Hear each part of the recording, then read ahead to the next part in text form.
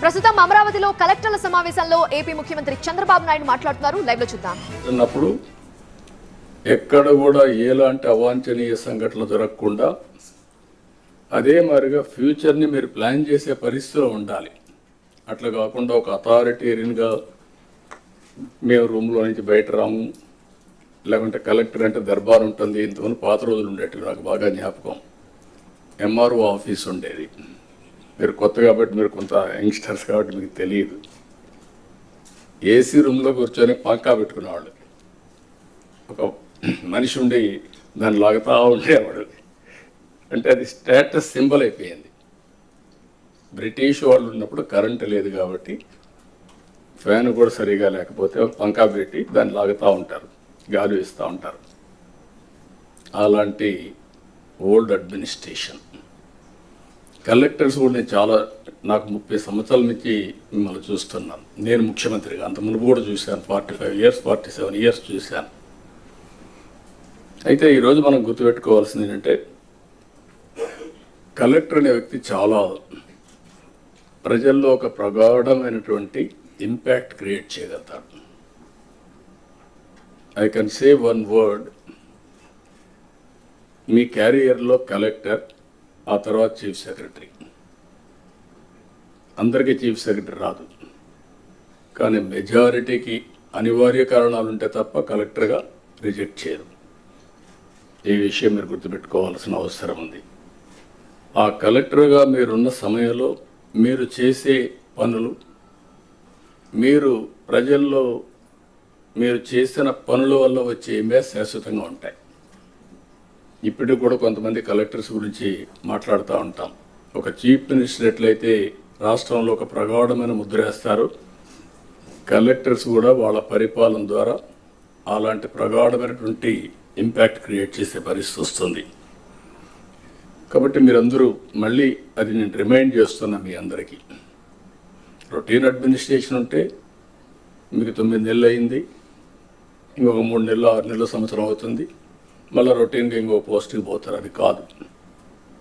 What you have achieved during your tenure is very important. ఇది మీరు గుర్తుపెట్టుకోవాల్సిందిగా నేను కోరుకుంటూ, ఈరోజు నా ప్రయత్నం అయితే మా ప్రయత్నం, మన ప్రయత్నం, విధ్వంసమైన రాష్ట్రాన్ని గాడిన పెట్టడానికి మేము ఎన్నికల్లో చెప్పాం చాలా స్పష్టంగా, రాష్ట్రాన్ని పునర్నిర్మాణం చేస్తామని.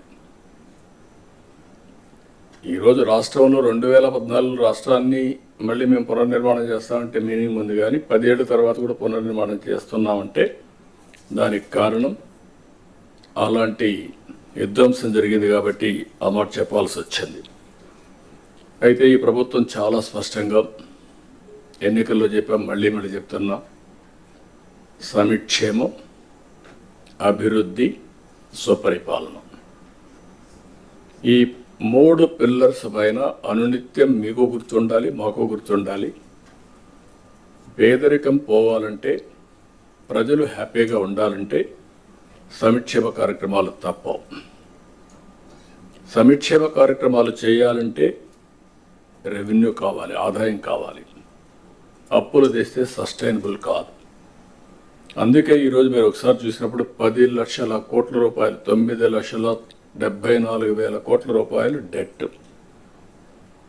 అది ట్రెషరీ కావచ్చు, లేకపోతే ప్రభుత్వం ఇచ్చిన గ్యారంటీలు కావచ్చు, లేకపోతే పబ్లిక్ సెక్టర్లో తీసుకొచ్చిన డబ్బులు కావచ్చు, మొత్తం కలిసి ఇప్పుడు డెట్ సర్వీసింగ్ చేయాలి, అప్పులు కట్టాలి, వడ్డీ కట్టాలి. మళ్ళా ప్రజల ఎక్స్పెక్టేషన్స్ని, యాస్పిరేషన్స్ని మనం ఎప్పటికప్పుడు ఫుల్ఫిల్ చేయాల్సిన అవసరం ఉంది. అందుకే మేము సూపర్ 6 మాట్లాడాం. ప్రజల్ని ఆ రోజు కన్విన్స్ చేయడానికి కానీ, ఏం చేస్తామో నిర్దిష్టమైన హామీలు ఇవ్వడం.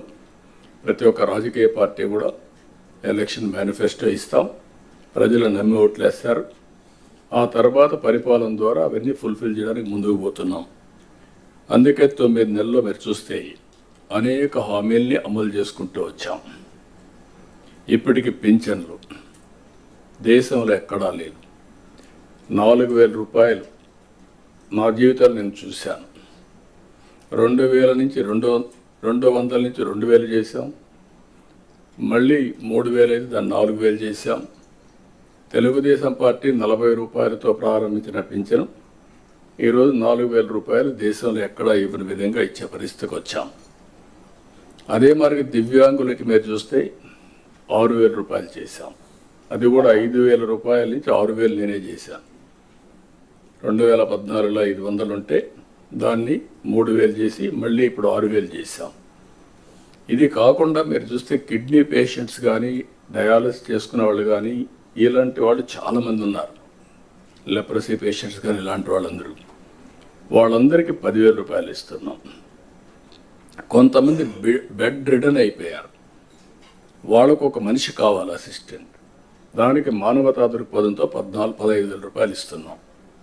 ఈ దేశంలో నాకు తెలిసి ఎక్కడ ఇవ్వడం లేదు. ఈ ఒక్క కార్యక్రమంకే 33,000 కోట్ల రూపాయలు సంవత్సరానికి ఖర్చు పెడుతున్నాం. This is the biggest DBT welfare programme. మీరు గుర్తుపెట్టుకోవాల్సిన అవసరం ఉంది. ఇంత చేసినప్పుడు ప్రజల్లో ఎప్పటికప్పుడు రిమైండ్ చేయడం కోసం 1వ తారీఖు ఇస్తున్నాం. పేరు కూడా పేదల సేవలను పెట్టుకొని మనం ముందు తీసే పరిస్థితికి వచ్చాం. ఇది కాకుండా మీరు చూస్తే 204 అన్నా క్యాంటీన్లు, ఇది ఒక స్ఫూర్తి. ఎన్టీ రామారావు గారు ముఖ్యమంత్రిగా ఉన్నప్పుడు అన్నదానం టీటీడీలో ప్రారంభించారు. ఇప్పుడు అది 2,200 కోట్ల రూపాయలు కార్పస్ అయ్యి సర్ప్లస్ మనీ వచ్చింది. ప్రతిరోజు 1,00,000 మంది కంటే ఒక రోజుకి 2 లక్షల మందికి భోజనం పెడుతూ అది సర్ప్లస్ వచ్చే పరిస్థితి వచ్చింది. ఒక ఐడియా ఏ విధంగా ముందుకు పోయిందో, దానివల్ల చాలామందికి అన్నదానం చేయాలి అనుకున్న వాళ్ళకి ఒక వేదిక కింద ఒక సాటిస్ఫాక్షన్, దాతలకు ఒక వేదికగా తయారయ్యే పరిస్థితి వచ్చింది. ఇంకొక పక్కన చూసి దీన్నే అన్నా క్యాంటీన్ని మీరందరూ కూడా శ్రద్ధ పెట్టి ఎప్పటికప్పుడు ఇన్స్పెక్ట్ చేయగలిగితే ఒక మోటివేషన్ వస్తుంది, ప్రజల్లో కూడా ఒక చైతన్యం వస్తుంది.